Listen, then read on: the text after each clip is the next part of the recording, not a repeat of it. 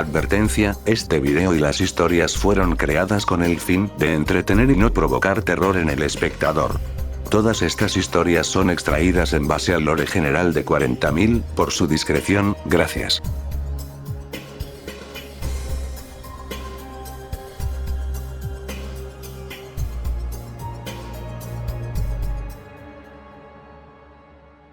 En las colosales ciudades colmena del imperio, donde la población se cuenta por billones y la escasez es una ley inmutable, la muerte no representa el fin de la servidumbre, sino su última función utilitaria. Allí, incluso el cadáver conserva valor.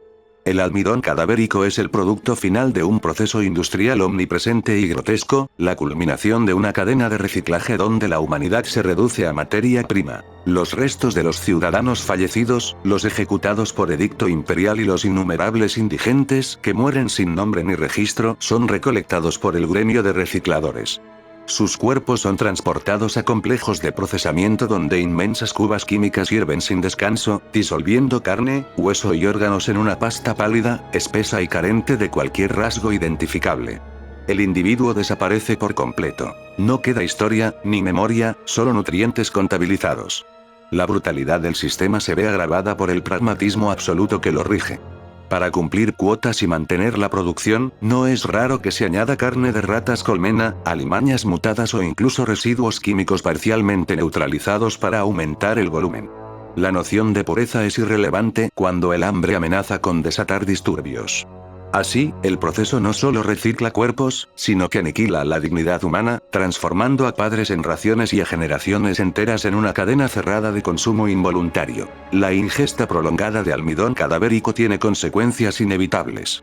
La degeneración física es común, al igual que enfermedades crónicas como el temido prurito necrótico, una afección que provoca llagas persistentes y una sensación constante de picazón bajo la piel, como si algo intentara escapar desde el interior.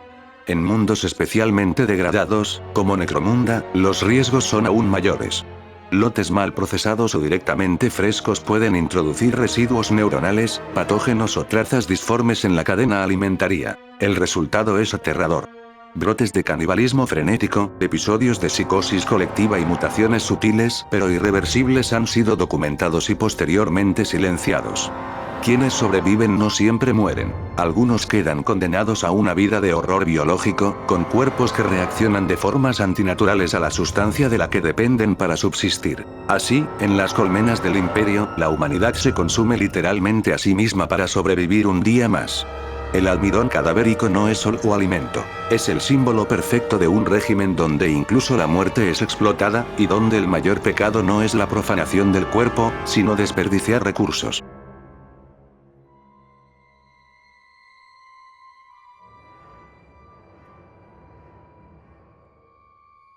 La máquina de penitencia es el epítome más puro y aterrador de la justicia teocrática de la eclesiarquía. Un altar de guerra andante reservado para aquellos cuyas transgresiones son consideradas tan abominables que solo una muerte prolongada, consciente y saturada de agonía puede ofrecerles una mínima posibilidad de redención espiritual. El condenado no actúa como piloto, pues ha perdido ese derecho. Es sacrificado e integrado a la máquina mediante cirugía ritual, cosido, clavado y cableado directamente al armazón con conectores neuronales que perforan su cráneo y columna vertebral, fusionando nervio y metal en una unión irreversible. Su cuerpo queda desnudo, expuesto y profanado, no por descuido, sino como parte deliberada del castigo, para que cada impacto enemigo sea sentido sin mediación ni misericordia. Un complejo entramado de inyectores químicos y catequéticos bombea de manera constante una mezcla de estimulantes de combate, narcóticos psicoactivos y sustancias diseñadas para amplificar la culpa, el miedo y el dolor físico. El resultado es un estado de frenesí penitente perpetuo, donde la mente del pecador es incapaz de escapar de sus recuerdos más vergonzosos. Sus pecados, errores y traiciones se repiten una y otra vez en su conciencia, obligándolo a revivirlos y sufrirlos en carne propia, mientras su cuerpo es llevado al límite absoluto. Sus alaridos de arrepentimiento, plegarias rotas y gritos de dolor son amplificados por los altavoces de la máquina, convirtiéndose en un himno blasfemo de penitencia que resuena en el campo de batalla. Estas almas condenadas son lanzadas de frente contra las peores aberraciones del universo, cargando sin cobertura ni estrategia, despedazando carne y ceramita con sierras circulares y armas improvisadas mientras sienten cada bala incrustarse, cada quemadura calcinar su piel, cada impacto quebrar huesos ya destrozados. La máquina de penitencia no permite una muerte rápida. Sus sistemas vitales están diseñados para mantener al condenado con vida el mayor tiempo posible, incluso cuando sus órganos comienzan a fallar o su cuerpo es reducido a jirones sangrantes. Así, el castigo final no es solo la muerte, sino la exposición total, física y espiritual. Un cuerpo convertido en blanco fácil, una mente atrapada en la repetición eterna de sus pecados y una existencia reducida a servir como advertencia viviente. Para la eclesiarquía, no hay mayor acto de fe que demostrar que incluso el sufrimiento más absoluto puede ser explotado en nombre del emperador.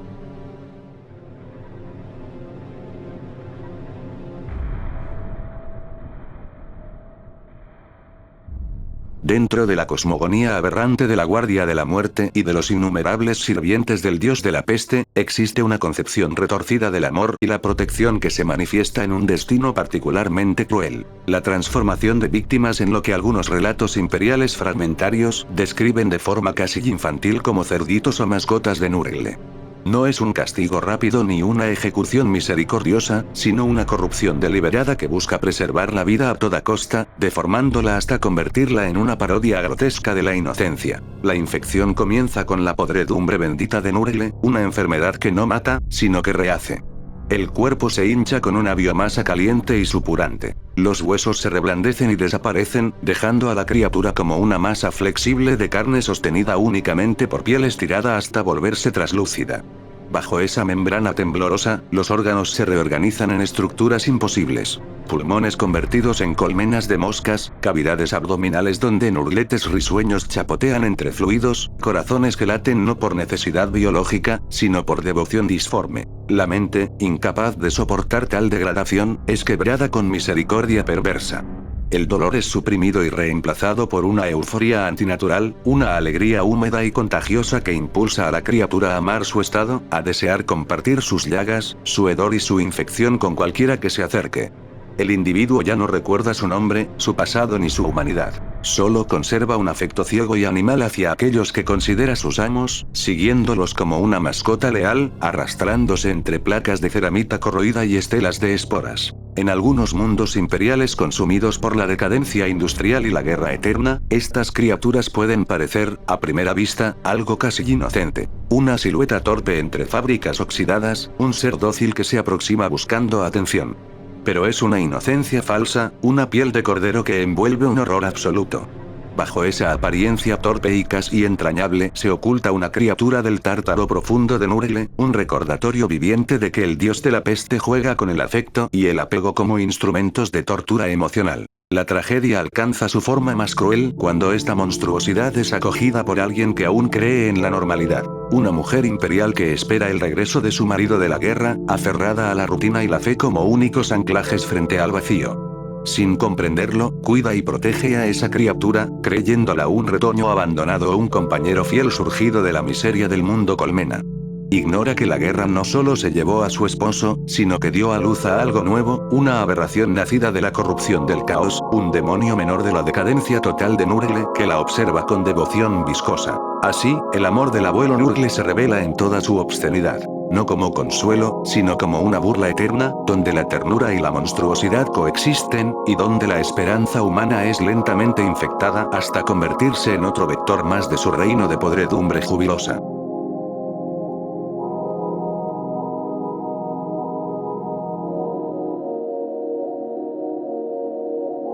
En la cúspide final de su locura profética, Konrad Kors, el acechador nocturno, convirtió su propia corte en un santuario de horror y crudeza, un teatro macabro donde los restos de sus esbirros y servidores eran tratados no como vidas perdidas, sino como simples marionetas de carne, siempre tal como los había concebido desde su visión nihilista del universo.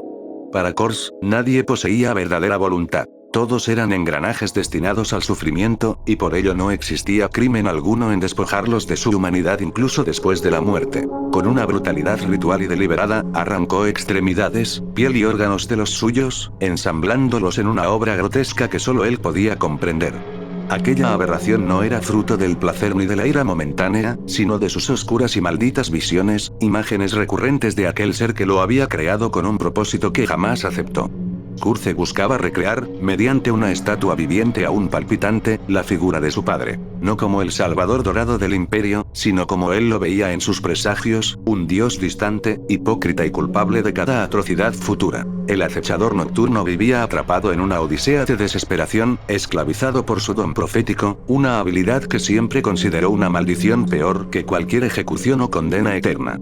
Sus visiones no ofrecían esperanza ni redención, solo mostraban futuros inmutables de traición, muerte y ruina, arrancándole la fe en el libre albedrío y convenciendo a Curze de que toda moral era una mentira.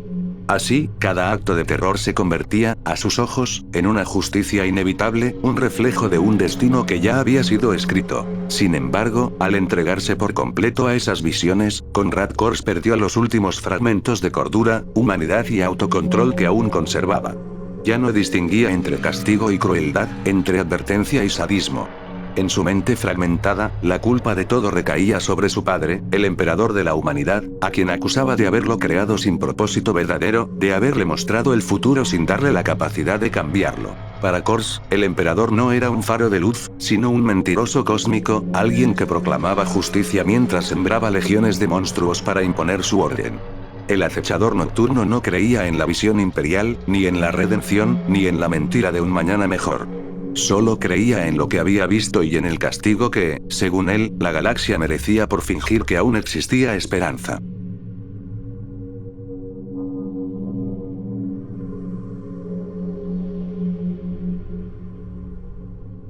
Fabius Bile, el araña, no contempla a los Adeptus Astartes como héroes, salvadores ni semidioses forjados para la guerra, sino como lo que siempre han sido a sus ojos: un diseño biológico imperfecto, obsoleto y condenado al fracaso. Para Bile, los ángeles de la muerte representan un experimento incompleto, una solución temporal elevada erróneamente al estatus de mito. Su pragmatismo no es solo científico, sino una forma de nihilismo militante, una negación absoluta de toda divinidad, ya sea el emperador o los dioses del caos. En su visión, la ética no es más que una cadena autoimpuesta que frena la evolución. La compasión es una debilidad heredada.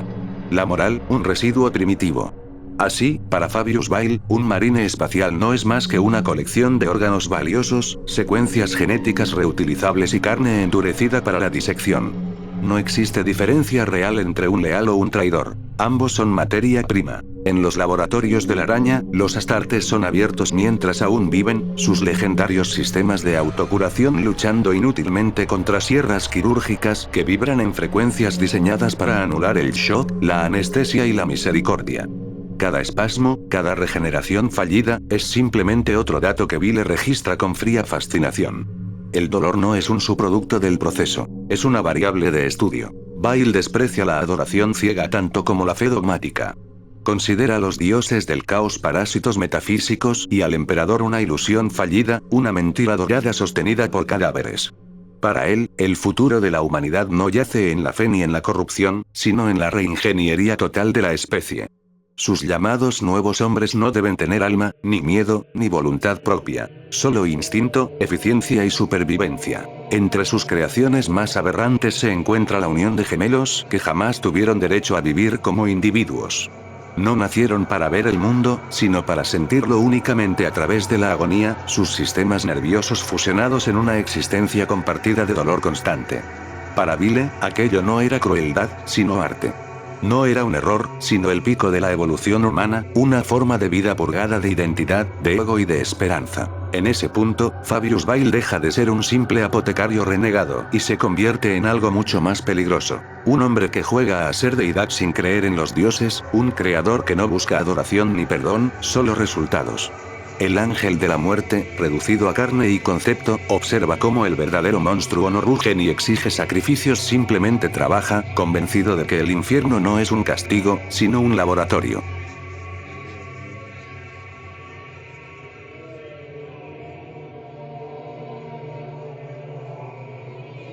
El destino de Epimetheus, uno de los 8 grandes maestres fundadores de los Caballeros Grises, encapsula con brutal precisión la crueldad calculada de Abadón el Saqueador, un señor de la guerra que no concibe el martirio como una liberación gloriosa, sino como la oportunidad perfecta para infligir una degradación ontológica absoluta.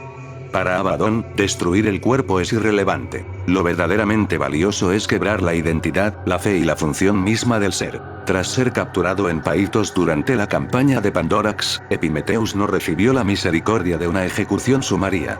Abadón comprendió que acabar con su vida sería un desperdicio cuando podía convertirlo en un instrumento de sufrimiento perpetuo. El primer acto de esta profanación fue entregarlo a los Astartes del Caos, quien diseccionó al antiguo gran maestre mientras permanecía consciente, forzando a su mente disciplinada a registrar cada corte.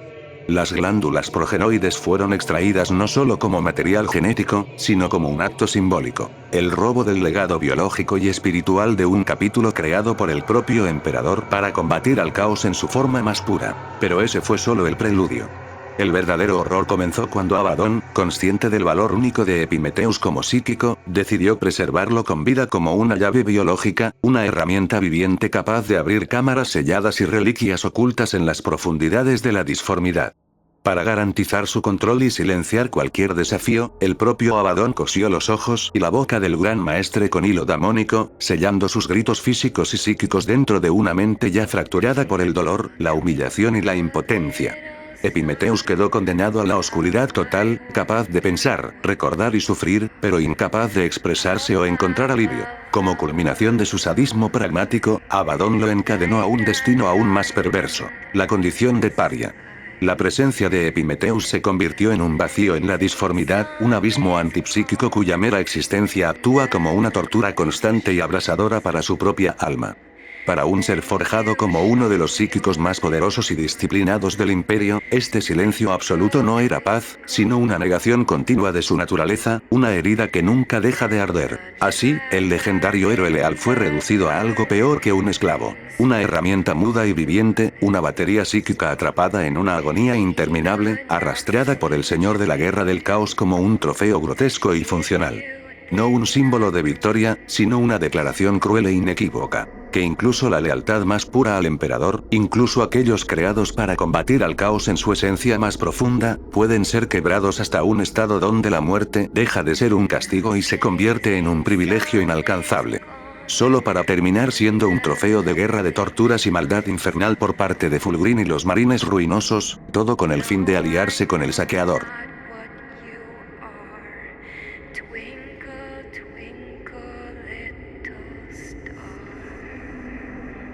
Aunque los Necrones se proclamen a sí mismos como señores inmortales de metal, su existencia es una de las más trágicas, limitadas y condenadas de toda la galaxia. No son verdaderamente inmortales, sino fantasmas atrapados en sarcófagos mecánicos, conciencias artificiales encadenadas a cuerpos que se degradan con cada milenio que pasa. La biotransferencia no les otorgó la vida eterna que se les prometió. En su lugar, aniquiló sus almas y dejó tras de sí apenas gramas de memoria, copias imperfectas de lo que alguna vez fueron, condenadas a una entropía inexorable. Con cada ciclo de hibernación y cada protocolo de reanimación, fragmentos de identidad se pierden para siempre. Nombres, emociones, recuerdos familiares y hasta el concepto mismo del yo se disuelven en fallos de datos y rutinas dañadas, dejando atrás autómatas que repiten órdenes antiguas sin comprender ya su propósito. Muchos Necrones no recuerdan por qué luchan, solo que deben hacerlo, ejecutando guerras que comenzaron cuando las estrellas eran jóvenes y la galaxia aún no conocía al imperio ni al caos. Peor aún son las enfermedades de la mente necrona, como el virus del desollador o la doctrina del culto destructor, plagas lógicas que devoran la cordura residual de estas conciencias mecánicas. Algunos son empujados a una imitación grotesca de la vida orgánica, obsesionándose con la carne, la sangre y la piel que ya no pueden sentir. Otros caen en un nihilismo absoluto, concluyendo que si ellos no pueden vivir verdaderamente, entonces ninguna forma de vida merece existir. En ambos casos, el resultado es el mismo: una mente rota atrapada en una eternidad sin escape. La vida de un Necrón no es más que una carrera desesperada contra la locura y el borrado total de datos.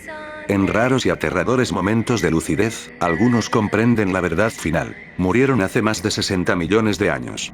Lo que camina ahora por los campos de batalla no es un ser vivo, sino un eco digital en descomposición, una sombra consciente que se pudre lentamente dentro de un cuerpo de necrodermis, incapaz de sentir el calor de una estrella, el pulso de la sangre o el simple alivio del descanso.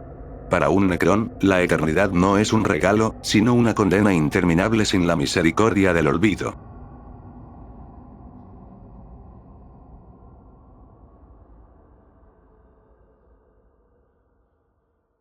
El Requiem infernal encarna la esencia misma de la espiral, un fenómeno en el que la realidad, el tiempo y la fe se retuercen sobre sí mismos hasta formar un ciclo autodestructivo de horror psicológico y condena espiritual. No es únicamente una historia de guerra, sino un descenso inexorable a la locura en el planeta Redención, un mundo donde los combatientes descubren que sus pecados y virtudes no son opuestos, sino hilos entrelazados en una misma red, tejida por entidades del disforme que se alimentan de la obsesión, la culpa y la devoción llevada al extremo. La opresión es absoluta. El paisaje deja de ser un escenario pasivo y se convierte en un reflejo vivo de los traumas internos de quienes lo pisan. Ciudades que se deforman como heridas abiertas, cielos que laten como órganos enfermos y ruinas que susurran oraciones olvidadas. En este entorno mutable y hostil, la línea entre salvador y monstruo se disuelve por completo. El Requiem no es solo un canto fúnebre, sino la melodía disonante de una fe que se ha podrido desde dentro, donde los rituales sagrados del imperio dejan de ser actos de protección y se transforman, sin que nadie lo note, en invocaciones involuntarias de lo prohibido. Aquí, el Grimdark alcanza su forma más metafísica. La revelación de que no existe una salida real de la espiral, y que cada intento desesperado de escapar de la oscuridad no hace más que empujar al individuo un paso más cerca del núcleo hambriento del caos. La resistencia, la esperanza y la fe se convierten en herramientas que la propia espiral utiliza para perpetuarse. Las sororitas, tradicionalmente vistas como baluartes inquebrantables contra la herejía y el caos, ocupan un lugar especialmente trágico en este descenso. Han visto y sentido en carne propia corrupciones tan profundas que superan incluso a los demonios clásicos del disforme. Entidades anómalas, presencias imposibles y horrores conceptuales diseñados no para destruir cuerpos, sino para aniquilar la mente humana desde sus cimientos. Su fanatismo absoluto hacia el emperador, lejos de protegerlas, se convierte en una grieta peligrosa. En su devoción enfermiza, muchas hermanas de batalla pierden la capacidad de distinguir entre la voluntad divina y sus propias obsesiones, entre la fe genuina y el delirio autoimpuesto. Así, el Requiem infernal revela la verdad más cruel de la espiral. Que incluso los más puros, los más fervientes y los más decididos, pueden convertirse en instrumentos del horror que juraron combatir, y que en el corazón del caos no siempre hay blasfemia abierta, sino una fe llevada más allá de su punto de ruptura.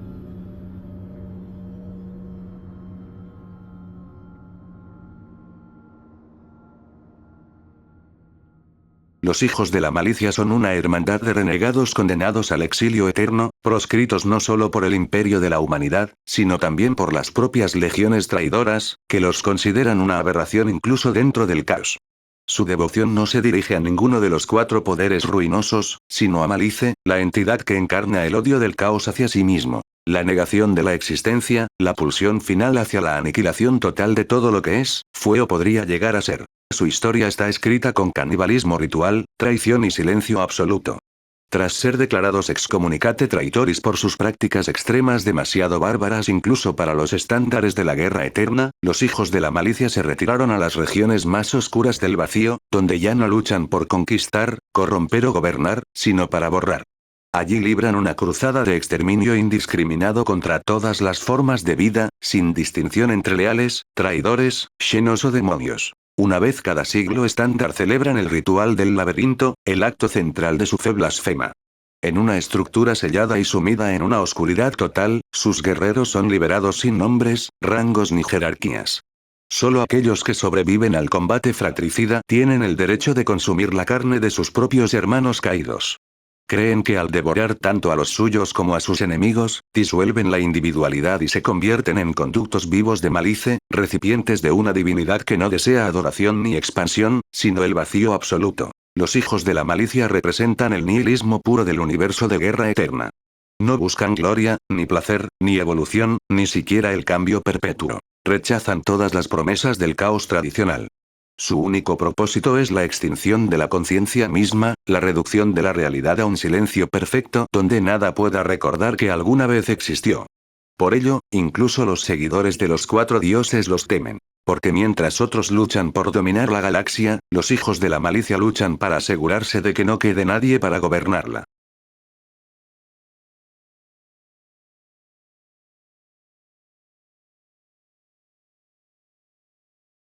Las estrellas Goul, ocultas en los márgenes más fríos y olvidados del Segmentum Ultima, no son simplemente una región peligrosa del espacio, sino una anomalía existencial donde la realidad misma parece rechazar la presencia de la vida biológica.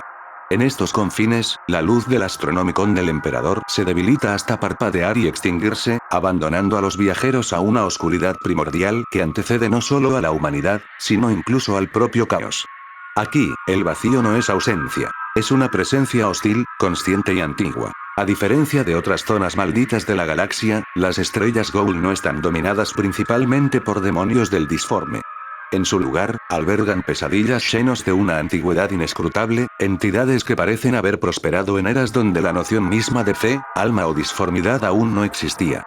Entre ellas se cuentan los demonios Kitor, criaturas que habitan asteroides huecos como parásitos cósmicos y libran guerras de exterminio silencioso, sin proclamas ni rituales, borrando sistemas enteros sin dejar rastro de combate. Aún más perturbador es el reino óseo de Drazag, una necrópolis planetaria gobernada por Balgul el Señor Caído, que se ha convertido en un santuario macabro para legiones de desolladores infectados por la maldición Metrona.